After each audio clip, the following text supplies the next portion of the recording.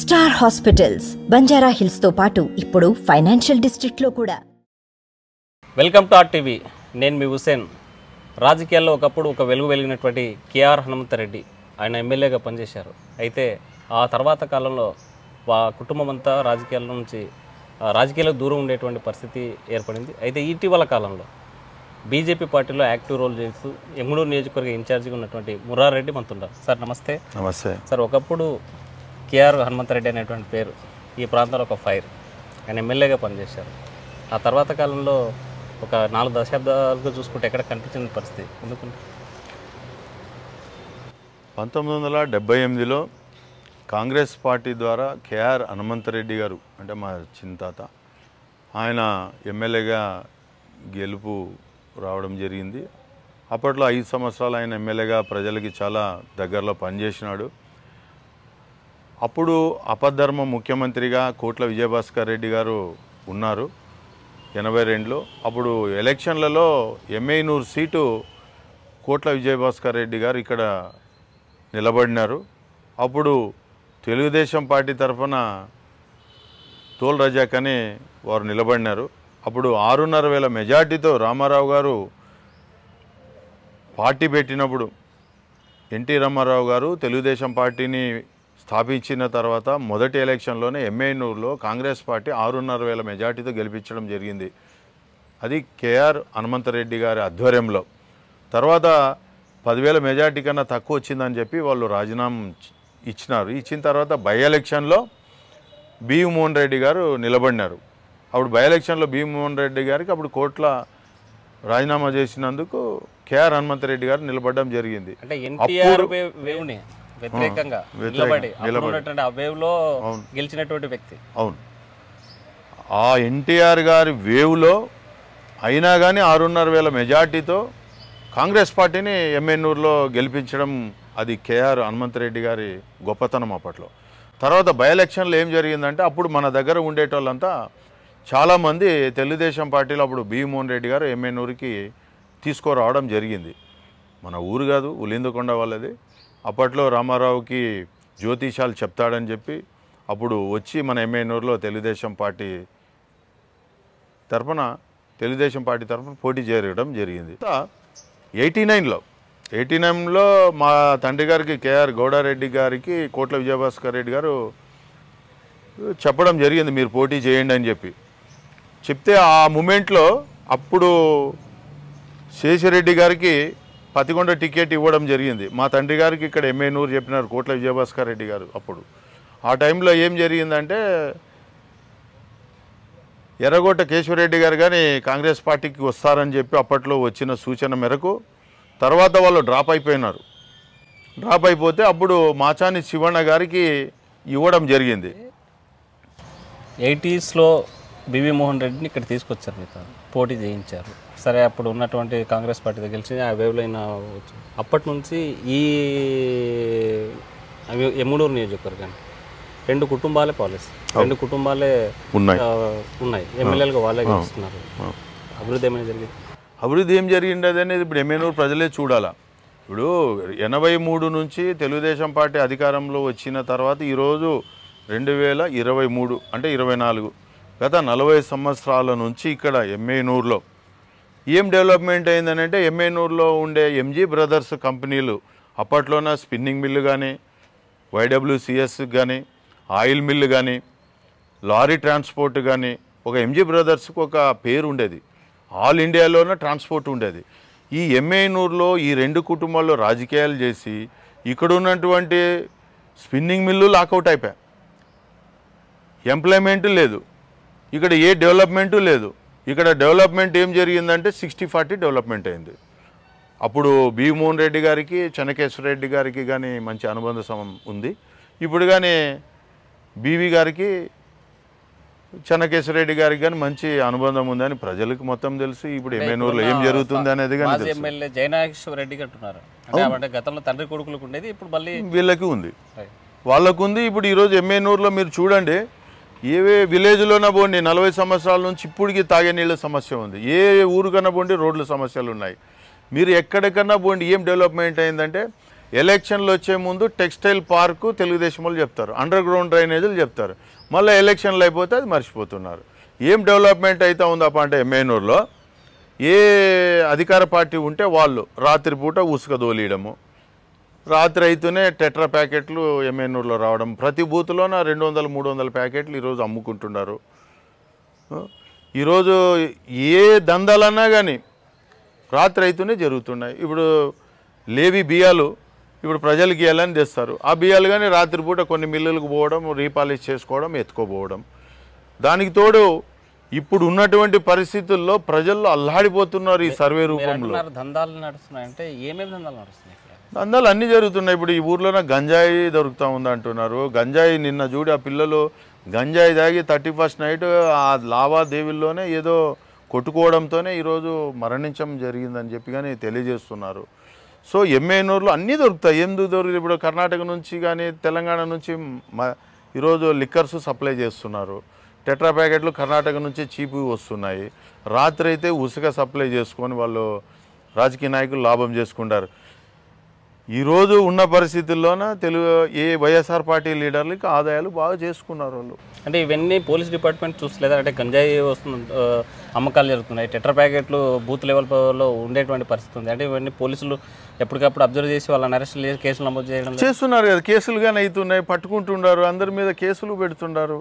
కానీ దందాలు జరుగుతూనే ఉన్నాయి కదా. ఇప్పుడు కేసులు కాలేదని చెప్పలేదు, వాళ్ళు పని చేయలేదని చెప్పలేదు, కానీ అవి జరుగుతూనే ఉన్నాయి. అయినా ఇది జరుగుతూనే సప్లైలు ఉన్నాయి.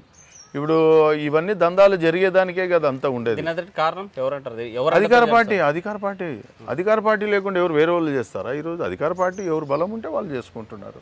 మీరు చెప్పండి, ఇప్పుడు మీ ఫ్యామిలీ రాజకీయాల నుంచి దూరం అయ్యారు అంటే ఇక్కడ ఉన్నటువంటి ప్రజలు కానీ లేకపోతే రాజకీయ పార్టీలు విమర్శించే మీ కుటుంబాన్ని ఫ్యాక్షన్ నేపథ్యం ఉంది, ఫ్యాక్షన్ నేపథ్యం ఉన్న నేపథ్యంలోనే ఆ కుటుంబాన్ని ఎవరు కూడా రాజకీయాలకు ఎదురులేనటువంటి పరిస్థితి వచ్చింది అనేటువంటి విమర్శకులు మీరేమంటారు? లేదు, మాకైతే మా కేఆర్ ఫ్యామిలీకి మా కుటుంబం మొత్తం కొంత ఈ రోజు వరకు ఎటువంటి కేసులు కానీ ఏ ఫ్రాక్షన్ కానీ మా కుటుంబానికి లేదు. మేము ఏ రోజు కానీ అటువంటిని ఎవరిని సపోర్ట్ చేయలేదు. మా పెద్దల కాలం నుంచి కానీ ఎప్పుడు ఫ్రాక్షన్ రాజకీయాలే లేదు. మేము ఎప్పుడు ప్రజల మధ్యలోనే ఉన్నాం, ప్రజల కోసం పోరాటం చేస్తున్నాం, ప్రజల్లోనే ఉండరు. హనుమంతరెడ్డి అనే కేఆర్ హనుమంతరెడ్డిని జనాలు నింటేసుకొని 20 మందిని 30 మందిని వేసుకొని ఎక్కడ పోలే. ఒక డ్రైవర్ ఉంటుండే, ఒక పైలట్ ఉండే, ఒక మా తాత పోతుండే. మా ఇంట్లో కానీ ఎప్పుడు కానీ ఎవరు ఎక్కడికి పోలన్నా కానీ మేము ఈ రోజుకి కానీ అందరూ ఒంటరిగానే పోతాం, ఎక్కడైనా కానీ తిరుగుతాం. ఇంకొక విషయం ఏమనంటే అవకాశం పోయింది. 94లో 89 మధ్యలో మా ఇంట్లో ఉండే టికెట్ కేశవరెడ్డి గారి ఇంటికి వెళ్ళిపోయింది. సో కాబట్టి అవకాశం వాళ్ళకు వచ్చింది కాబట్టి ప్రజల్లో పోటీ చేసుకుంటున్నారు. ఇప్పుడు 2014లో నేను పార్టీలో రావాలనుకున్నాను.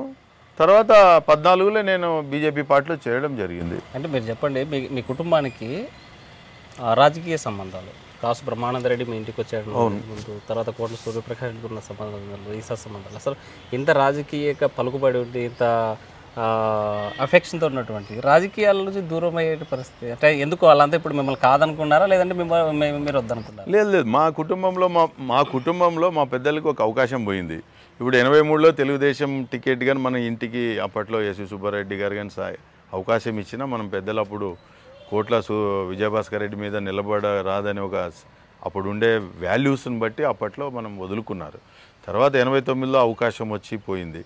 సో మనకు టికెట్ లేదు. ప్రజల మధ్యలో ఉండాలంటే ఎమ్మెల్యే టికెట్ ఉంటే, పోటీలో ఉంటే మనము ప్రజలకు న్యాయం చేయొచ్చు, లేకపోతే పోరాటం చేయొచ్చు. ఆ టికెటే పక్కకు పోయి అండర్స్టాండింగ్లో వెళ్ళిపోయింది అది. కాబట్టి ఈరోజుకి ఎమ్మెనూరు ప్రజలు కనపడుతూ ఉంది. ఈ 40 సంవత్సరాల్లో ఇప్పుడు ఈ రెండు కుటుంబాల మధ్యలో తెలుగుదేశం పార్టీ నాయకులు ఉండొచ్చు, వైఎస్ఆర్సీపీ నాయకులు ఉండొచ్చు, ఈరోజు అనుభవిస్తున్నారు. అది ఏమనుభవిస్తున్నారంటే చాలామంది కార్యకర్తలు నాయకులు చాలా డిసప్పాయింట్లో ఉన్నారు ఈరోజు.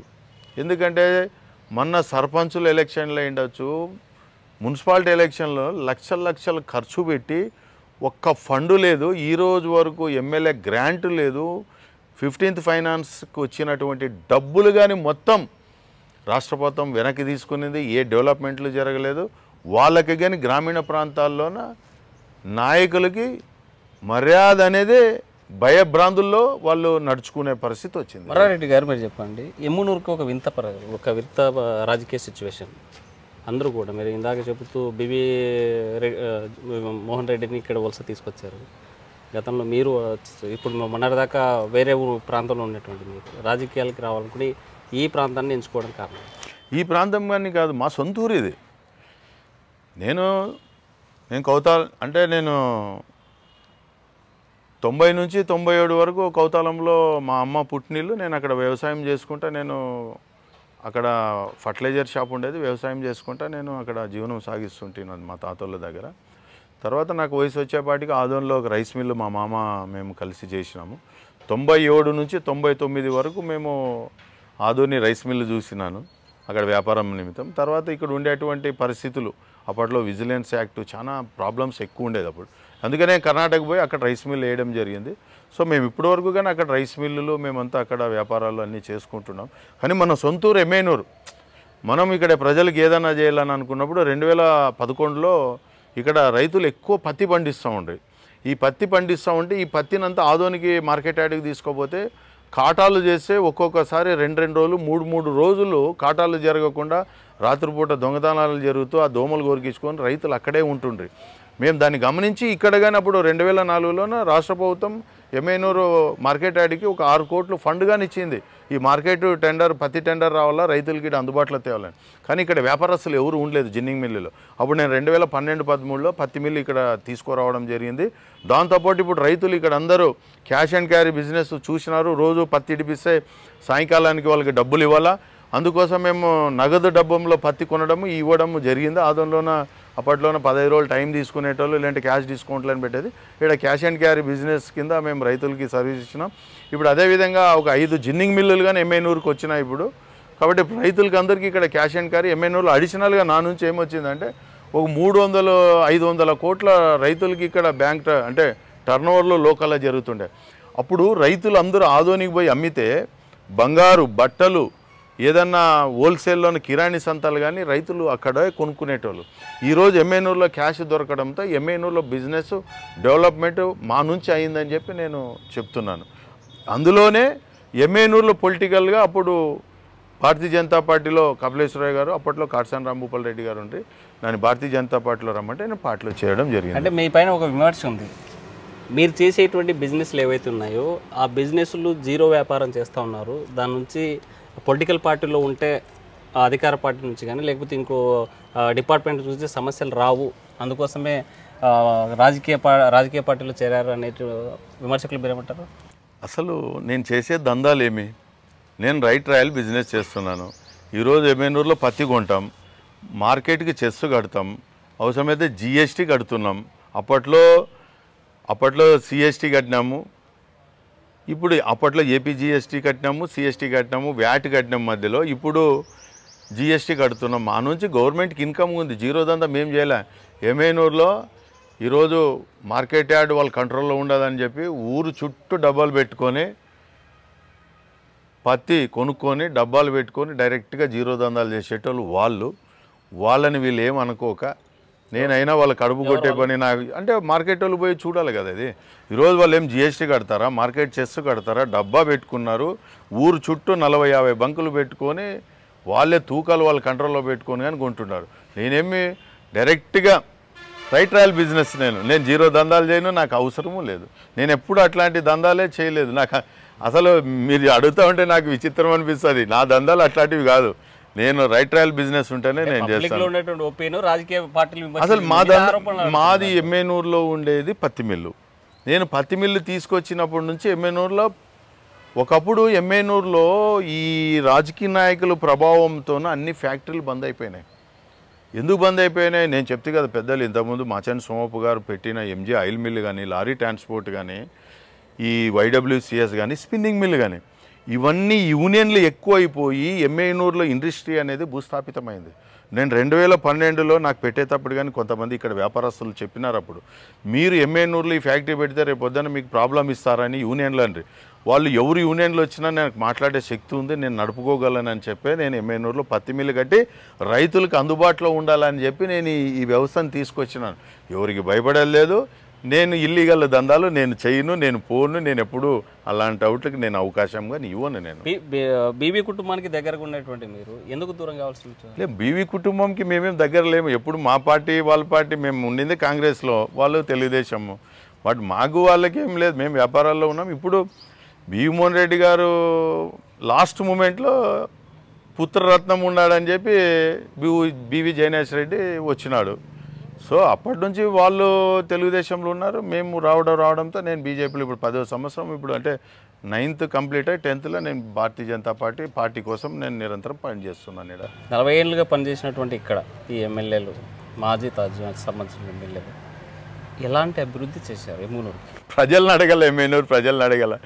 ఇప్పుడు ఎమ్మెల్యే చెన్నకేశ్వర రెడ్డి గారు దత్తపుత్రుడి, వాళ్ళిద్దరు అండర్స్టాండింగ్లో ఈ 10 సంవత్సరాలు ఎమ్మెనూరు ప్రజలు ఏం డెవలప్మెంట్ అయిందంటే, ఎలక్షన్ల దగ్గరికి వచ్చినప్పుడు టెక్స్టైల్ పార్కు, తర్వాత అండర్ గ్రౌండ్ డ్రైనేజ్, లేదంటే మా బలం ఉంది, ఎవరు ఏమైనా కానీ 60-40లో అండర్స్టాండింగ్లో వెళ్ళిపోతూ ఉన్నారు. ఇక్కడ ఉన్నటువంటి కార్యకర్తలు, నాయకులకి, ఎమ్మెనూరు ప్రజలకి బాగా తెలిసిపోయింది. అందుకే ఈరోజు ఎమ్మెనూరులో మార్పు అని కోరుకుంటున్నారు ఈరోజు. సార్ ఎవరు దత్తపుత్రుడు?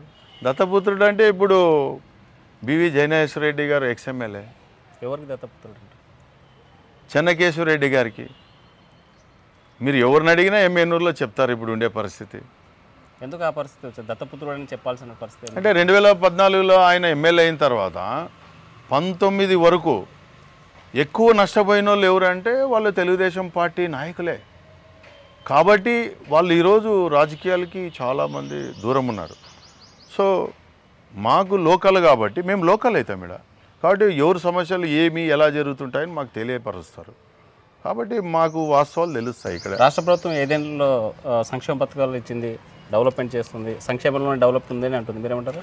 సంక్షేమంలో డెవలప్మెంట్ అంటే నవరత్నాల పేరు చెప్పి రాష్ట్ర ప్రభుత్వానికి కేంద్రం నుంచి వచ్చే నిధులని నొక్కుడు కార్యక్రమం అంతా పథకాల రూపంలో నేను డబ్బులు ఇస్తున్నాను, ఆ డబ్బులు తీసుకొని వీళ్ళందరూ ప్రజలు సుఖశాంతులతో ఆనందంతో ఉంటారని ముఖ్యమంత్రి గారు జగన్మోహన్ రెడ్డి గారు అనుకుంటున్నారు. కానీ ఈరోజు డెవలప్మెంట్ అంటే ఏం జరుగుతూ ఉందంటే, ఇక్కడ ఉన్నటువంటి ప్రతి ఎమ్మెల్యే, అంటే ఎమ్మెల్యేల శక్తి ఎంత ఉందంటే, ఎక్కడన్నా చూడు ఉసుకలు వాళ్ళ కార్యకర్తలతో చేసుకుంటున్నారు. రాత్రి అయితే ఉసుకలు రాత్రిపూట, టెట్రాలు ఆంధ్రాను అంటే తెలంగాణ ఆంధ్ర బార్డర్లో ఉన్నటువంటి లిక్కర్స్ అంతా ఇక్కడ ఒక్కొక్క అసెంబ్లీలో సప్లై జరుగుతూ ఉంది. మళ్ళీ దీనికి తోడు ఇప్పుడు భూ సర్వే అని ఒకటి వచ్చింది. ఈ భూ సర్వేలో ఏం జరుగుతూ ఉందంటే, నిన్ననే ముఖ్యమంత్రి గారు ఒక స్టేట్మెంట్ ఇచ్చినారు. కుటుంబంలో చిచ్చు పెట్టాడు, కుటుంబంలో చిచ్చు పెట్టి మమ్మల్ని ఈరోజు రాజకీయం చేస్తున్నారని చెప్పి ప్రతిపక్షాలు రాజకీయంలా చేయాలి కానీ కుటుంబాల్లో చిచ్చు పెడుతున్నారనేటువంటిది కదా జగన్మోహన్ రెడ్డి యొక్క ఆరోపణ. ఇప్పుడు జగన్మోహన్ రెడ్డి గారు సర్వే రూపంలో ఏం పెట్టినారు మీరు ఈరోజు ఆంధ్రప్రదేశ్లో ప్రజలకి? అన్నదమ్ములు 5 మందో 3 దాయాదుల భూములు అన్నదమ్ములన్నీ విడిభాగాలు రాసుకున్నారు. మీరు ఆ రాసుకున్న ప్రకారంగా మీరు సర్వేలు చేసినారా? పొలాలు వాళ్ళు ఏదో అందాజు మీద ఇత్తుకుంటూ ఉంటారు. ఇత్తుకున్నప్పుడు భూ సర్వే చట్టం అని చెప్పి మీరు చేసినప్పుడు వాళ్ళ సర్వేలు వాళ్ళ ఎంత ఉన్నాయో భూములు రాసుకున్నాయో మీరు ఆ విధంగా సర్వే చేసి వాళ్ళకి ఇచ్చింటే సమస్య ఉండేది కాదు. మీరేం చేస్తున్నారు? ఎంత భూమి ఉంటే అన్నకి ఎక్కువ రాసేది, తక్కువ ఉంటే తమ్ముడికి రాసేది, ఇది రాసి మీరు ఇంట్లోకి పోయి లేదంటే మీరు సిస్టంలో ఎక్కించుకున్న తర్వాత మీరు ఆఫీస్కి రా అంటారు. ఆఫీస్కి వచ్చే లోపల 5 మంది అన్నదమ్ములు 2 ఎకరాలు తీసుకుంటే ఒకరికి ఎకరన్నర వచ్చింటుంది, ఒకరికి 2.5 ఎకరాలు వచ్చింటుంది, ఒకరికి ఎకరా 75 సెంట్లు వచ్చింటే మీరు సరిచేయాల్సింది పోయి ఇంటింటికి రంకు పెట్టి చిచ్చు పెట్టింది మీరు కాదని నేను అడుగుతున్నాను. అదే ఈరోజు ప్రతి ఒక్క ఎంఆర్ఓ ఆఫీస్ కాడ పోండి, ప్రజలు అదే ఈరోజు సమస్య భూ సర్వేల మీద సర్వేలు కొన్ని గ్రామాలు వద్దని చెప్పి రిజెక్ట్ కానీ చేసింది మీకే తెలుస్తుంది. ఈరోజు కొన్ని గ్రామాల్లో మా ఊర్లో సర్వే చేయొద్దని చెప్పి ప్రజలే వచ్చి స్వచ్ఛందంగా వచ్చి డ్రాప్ అయినారు. ఎందుకంటే ప్రతి ఇంటింటికి చిచ్చు పెట్టింది మీరే, రంగు పెట్టిందే మీరు. ఈరోజు మీ కాటికి వచ్చే లోపల మాకు పెట్టినారని అనుకుంటే ఎట్లా? ప్రజలకు మొత్తం పెట్టింది మీరే కదా అని అడుగుతున్నాను నేను. అంటే ఇప్పుడు మీ బీజేపీ నాయకురాలు చంద్రబాబు నాయుడుకి షాడో ఉంది, టీడీపీకి సంబంధించిన బీ పార్టీ బీజేపీ అని వైసీపీ నాయకులు అంటున్నారు. మరి పురంధరేశ్వరి శ్రీమతి దగ్గుబాటి పురంధరేశ్వరి మేడం గారు 2014లో నవంబర్ 23వ తారీఖు పార్టీలో నేను జాయినింగ్ అయ్యే రోజు నుంచి ఈ రోజు వరకు మేడం ఒక పార్టీకి ఒక కార్యకర్త నిజాయితీ నిబద్ధతతో ఈరోజు పార్టీలో పనిచేసినటువంటి ఒక పురంధరేశ్వరి మేడం గురించి ఈ రాజకీయ కుట్రలో భాగంగా బురద జల్లే కార్యక్రమం. ఈరోజు మీరు ముఖ్యమంత్రిగా ఉండి మీరు 70-80 మందిని ఎమ్మెల్యేలను మార్చుకునే పరిస్థితి మీరు వచ్చినారంటే ప్రజలకి మీరు సరైన పాలన అందించింటే మీ ఎమ్మెల్యేల మీద ఇంత యాంటీ ఎందుకు వస్తుంది అంటే మీకు తెలిసి జరిగిందా, మీకు తెలియక జరిగిందా? మొదట ఈ ప్రశ్న మీరు వేసుకోవాలి. ఎందుకంటే మార్చాల్సింది మిమ్మల్నే ఎమ్మెల్యేలనే. పురంధరేశ్వరి మేడం గారు నేను కర్ణాటకలో కానీ వారు ఇన్ఛార్జ్ ఉన్నప్పుడు 2018లోన ఒక 30 అసెంబ్లీలకి నేను కంటిన్యూగా మేడంతో పాటు మేము తిరిగినాం. ఎంత నిజాయితీ నిబద్ధతతో పనిచేస్తారో ఒక పార్టీ క్రమశిక్షణలో మారు పేరు మేడం పురంధరేశ్వరి మేడం గారు. నేను ప్రయాణం చేసినాను. ఈరోజు వీళ్ళు చాతగాక వాళ్ళు నాయకులకే వాళ్ళు సమాధానం చెప్పుకోలేక ప్రతిపక్ష పార్టీల మీద బురద జల్లడం అంటే ఇదే అని చెప్పి నేను తెలియజేస్తున్నాను. రైట్. మనకు రాబోయే ఎన్నికల్లో ఏ పార్టీతో పొత్తు పెట్టుకోబోతున్నారు మీరు? పార్టీ పొత్తు పెట్టుకునేది మేము కాదు, జాతీయ పార్టీ నాయకులు వాళ్ళు ఏమైతే మనకు సూచనలు ఇస్తారో మేము వాళ్ళని మనం ఫాలో కావాల్సి వస్తుంది. మనం ఇండివిజువల్ బొమ్మంటే ఇండివిజువల్ పోటీ పోవాల్సి వస్తుంది, లేదు పొత్తులోన వాళ్ళు ఇట్లా చేయంటే అట్లా చేయాల్సి ఉంటుంది. మనం నిర్ణయించేది కాదు. ప్రధానంగా చెప్పండి, ఒకవేళ పొత్తులో వెళ్ళినా లేకపోతే సొంతంగా పోటీ చేసేటువంటి పరిస్థితి వచ్చినా ఎమ్మిగనూరు నియోజకవర్గం మీద మీరు కాన్సన్ట్రేషన్ పెట్టారు. గత 10 ఏళ్ళ నుంచి ఇక్కడ పనిచేస్తూ ఉన్నారు. బీసీ నినాదము, బీసీ యొక్క కాన్సెప్ట్ ఆల్రెడీ ఈ నియోజకవర్గంలో వస్తూ ఉంది. మరి మీ పార్టీ బీసీకి సీటు కేటాయించే అవకాశం ఉందా లేకపోతే పర్లేదు ఎవరు ఉంది? కాదు, బీసీ కాన్సెప్ట్ అనేది రిజర్వేషన్ ఏం కాదు. కేవలము ఈరోజు ముఖ్యమంత్రి జగన్మోహన్ రెడ్డి గారి గేమ్ ఇది. ఎందుకంటే మీ ఎమ్మెల్యే ఫెయిల్ అయినాడు, ఇక్కడ దాన్ని బీసీల మీద నెట్టుతున్నారు. మీరు 5 సంవత్సరాలు జరిగేటప్పుడు మీ ఎమ్మెల్యే ఎందుకు ఫెయిల్ అవుతున్నాడని మీరు ఎందుకు చూసుకోలేదని నేను అడుగుతున్నాను. కేవలం ఈరోజు ఎమ్మెనూరులో బీసీ నినాదం పెట్టి ఇక్కడ చిచ్చు పెట్టి అసలు 60-70 మందిని ఏ ముఖ్యమంత్రి అయినా మార్చిన ఘనత ఉందా? ఎక్కడన్నా విన్నారా? అంటే వైఎస్ఆర్సీపీ పార్టీ ప్రభుత్వం పూర్తిగా విఫలమైపోయింది. ఖచ్చితంగా రాబోయే రోజుల్లో ప్రజలే బుద్ధి చెప్తారు. ఎమ్మెనూరు ప్రజలు ఏం కోరుకుంటున్నారంటే బీసీనో, ఎస్సీనో, ఎస్టో, మైనారిటో కులాల మధ్యలో చిచ్చు పెట్టి కాదు.